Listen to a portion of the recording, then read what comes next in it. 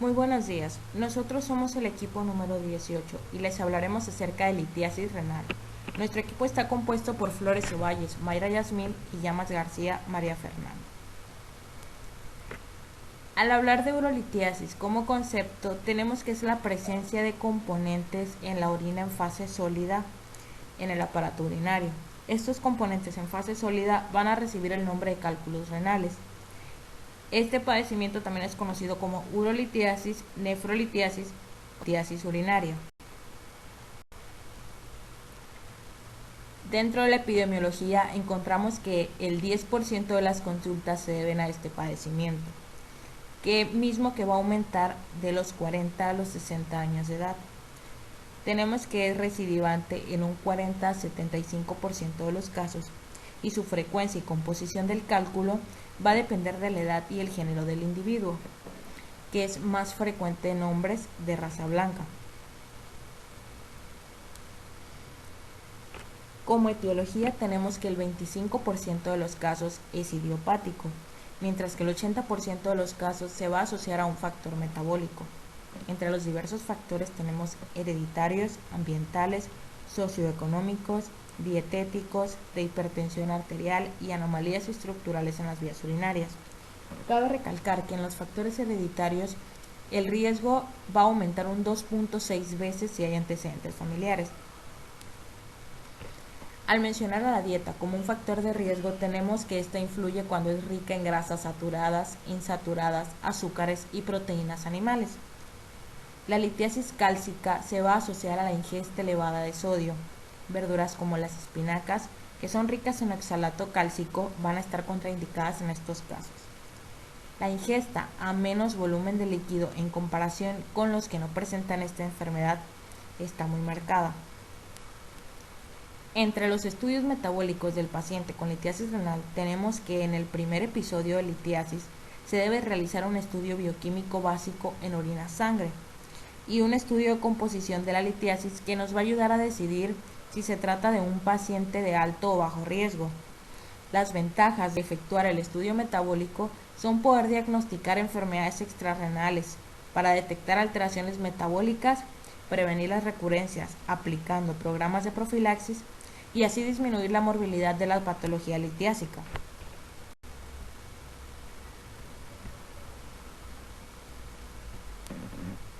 Para realizar un análisis de cálculo tenemos que utilizar un método físico-químico o mejor aún, cristalográfico, donde nos va a demostrar que el 40 al 60% de los cálculos van a ser de oxalato de calcio, del 5 al 30% de los cálculos van a ser de fosfato de calcio, del 10 al 30% van a estar constituidos de fosfato amónico magnésico, del 10 al 15% de ácido úrico puro y tan solo el 2% van a estar conformados por cistina.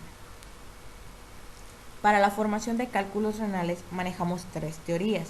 La primera es la teoría de sobresaturación, donde el pH de la orina, la fuerza iónica, la concentración de soluto y el grado de incomplexación van a estar influyendo. La segunda teoría es la teoría de nucleación, y el origen de los cálculos son los cristales o cuerpos extraños inmersos en la orina sobresaturada. Y por último, la teoría de la falta de inhibidores del litogeno. Entre las manifestaciones clínicas encontramos hallazgos analíticos como la microhematuria y la leucocituria, dolor lumbar, cólico nefrítico, síndrome miccional irritativo, infección urinaria, pionefrosis, sepsis de origen urinario, insuficiencia renal crónica y exploración puño-percusión positiva. El cólico renoureteral es un dolor tipo cólico agudo localizado en el flanco e irradiado a la ingle. El espasmo de la obstrucción del uréter alrededor del cálculo es lo que realmente causa este dolor, que va a ser habitualmente intenso y fluctuante, y que no se va a aliviar en ninguna postura ni posición álgica determinada. Este dolor se va a asociar a náuseas, vómitos y distensión abdominal, y su diagnóstico va a descansar en una historia clínica, en un sedimento urinario y una técnica de imagen. Entre las complicaciones tenemos la pérdida de función renal, que puede generar una neuropatía túbulo-intersticial tanto por mecanismos obstructivos como por la infección asociada. Otra complicación es la pielonefritis santuogranulomatosa, que va a ser la inflamación proliferativa del riñón. También tenemos el carcinoma epidermoide, que da afección de uroterio superior.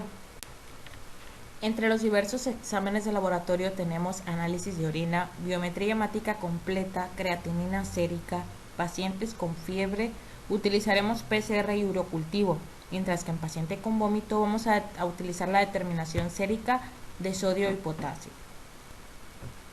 Entre los exámenes de gabinete tenemos la tomografía helicoidal sin contraste, radiografía simple del tracto urinario, ultrasonido de Doppler y en mujeres gestantes utilizaremos el ultrasonido renal bilateral. Como tratamiento utilizamos el quirúrgico, aunque también utilizamos analgésicos para el tratamiento de dolor, como diclofenaco a 75 mililitros por intravenosa, ketorolaco 30 miligramos por intravenosa, metamizol de 1 a 2 gramos por infusión lenta. Y el uso de opioides se va a utilizar solo en contraindicaciones de AINES, insuficiencia renal y embarazo. Entre las recomendaciones farmacológicas tenemos que evitar la ingesta de vitamina C, el incremento de ingesta de magnesio y elevar la ingesta de ácido fólico. Como objetivo principal en el tratamiento de los pacientes con litiasis renal tenemos un factor clave y muy importante que es la alimentación, ya que a través de la dietoterapia buscamos modificar el pH urinario según el tipo de cálculo que tenga el paciente o bien eh, lograr una restricción del componente litiásico y así impedir que se sigan formando nuevos cálculos renales. Como medidas generales en el tratamiento de los pacientes con litiasis renal, el paciente debe contar con una buena hidratación. Su objetivo es diluir la orina y prevenir la cristalización. Beber suficiente líquido con el fin de alcanzar una diuresis de 3 litros al día y evitar altas pérdidas de líquidos. Descubrir la composición del cálculo, a partir de ahí asignar un plan nutricional, el cual va a estar especializado en el tipo de cálculo que tiene el paciente con el fin de pues modificar el pH como ya lo habíamos dicho anteriormente y pues restringir el componente litiásico.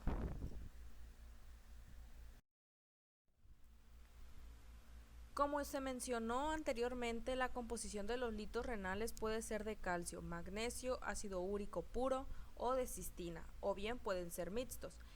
En las recomendaciones dietoterapéuticas de los cálculos de calcio, estos se pueden formar de dos maneras. Se pueden formar por una hipercalciuria absortiva independiente de la dieta o puede ser por una hipercalciuria absortiva dependiente de la dieta.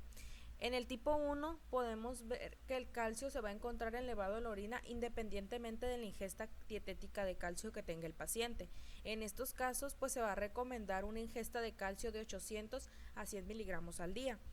Mientras que en el tipo 2, en la hipercalciuria absortiva dependiente de la dieta, aquí se va a encontrar elevado el mineral por la ingesta dietética que tiene el paciente.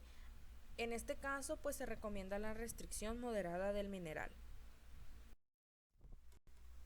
Como medidas generales para los cálculos de calcio, la ingesta de calcio en los pacientes hombres sería limitar la ingesta a 800 miligramos al día y en las mujeres antes de la menopausia serían 1000 miligramos de calcio al día y después de la menopausia 1200 miligramos al día. También es necesario evitar la ingesta excesiva de sodio y proteínas de origen animal, ya que esta pueden agravar los litos renales.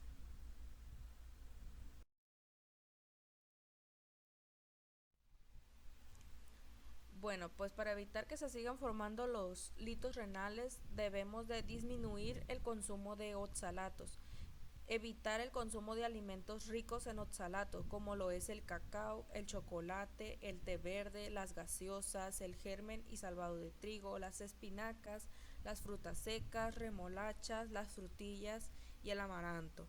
También debemos controlar las porciones de frutas y verduras que consumimos, la biodisponibilidad de el oxalato y consumir solo 2 gramos de vitamina C al día, ya que pues el oxalato es un producto final del metabolismo de la vitamina C. La litiasis renal de ácido úrico es muy rara y frecuentemente recidiva. El pH urinario se debe de mantener por debajo de 5.5. Es el factor más importante en la nefrolitiasis por ácido úrico. Algunas recomendaciones dietoterapéuticas para los cálculos de ácido úrico es consumir más de 2 litros de agua. Una dieta alcalina, si no es posible, pues se debe tomar bebidas alcalinizantes como el bicarbonato de sodio o el citrato de sodio y beber 3 horas antes de cada comida y a medianoche. Así como también se debe de controlar la ingesta de proteínas de origen animal como el pescado, las carnes rojas, el queso, mariscos, sobre todo sardinas, anchoas, las vísceras como lo es el hígado, el riñón, las mollejas, extractos y salsas de carne y el caviar. Y evitar pues el consumo de alcohol. Los cálculos de cistina o la hipercistinuria se debe a un desorden genético que causa un aumento en la excreción renal de cistina. La cistina tiene una baja solubilidad en la orina, por lo que pues tiene una tendencia mucho mayor a formar cálculos. Las recomendaciones es una ingesta elevada de líquidos, pues en más de 4 litros, como ya lo hemos mencionado al principio. En todos los tipos de cálculos se debe mantener una hidratación óptima, alcalinizar la orina utilizando citrato de potasio y pues reducir el consumo de alimentos que contengan la metionina. Para terminar con las recomendaciones dietoterapéuticas para prevenir la litiasis renal, si ya la persona padece litiasis renal y quiere evitar la reaparición de nuevos cálculos, principalmente pues debe de seguir la dieta que el médico le ha dado, en la cual el alimento debe de evitar todo aquel alimento que favorezca la formación de los cálculos dependiendo de su origen, ya sea si su problema de litos renales fue por ácido úrico, calcio o por cistina o por cualquier otro componente. Debe de seguir el plan alimenticio que se le fue otorgado para prevenir un exceso de esos componentes y que se puedan volver a formar los cálculos renales. Se recomienda también pues el consumo de citratos o zumo de limón, ya que es un inhibidor de la cristalización, así como también pues mantener una buena hidratación con un consumo mayor de 2 litros de agua para poder tener una buena diuresis y así eliminar todos los componentes de desecho que el riñón pues no necesite. Bueno, compañeros, esto sería todo por nuestra parte. Estas son las fuentes bibliográficas de donde sacamos nuestra información, por si alguien quiere checar y aprender un poquito más sobre el tema. Esperemos todos hayan aprendido algo nuevo. Muchísimas gracias por su atención, que tengan un bonito día.